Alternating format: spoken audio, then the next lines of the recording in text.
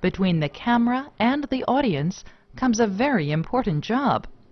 Film and video editors edit soundtracks, film and video for the motion picture, cable, and broadcast television industries.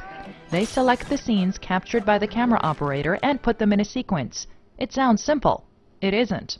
In addition to creativity, a thorough understanding of what needs to be communicated drives each decision, and there are so many decisions.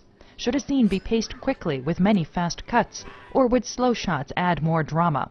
Would the close-up work better here, or the wide-angle shot? Usually, the editor does not make these decisions alone. Working with a team of people ranging from the director to the client often requires patience. Everything's looking pretty good. Tight deadlines in news or artistic temperament of coworkers can make this a very stressful job.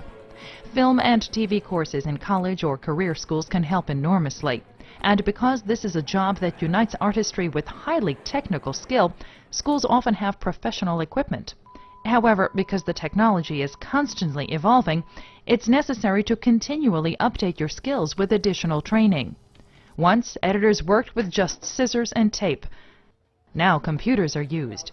But the goal of the editor is the same as it has been since motion pictures were invented: to tell a story, scene by scene.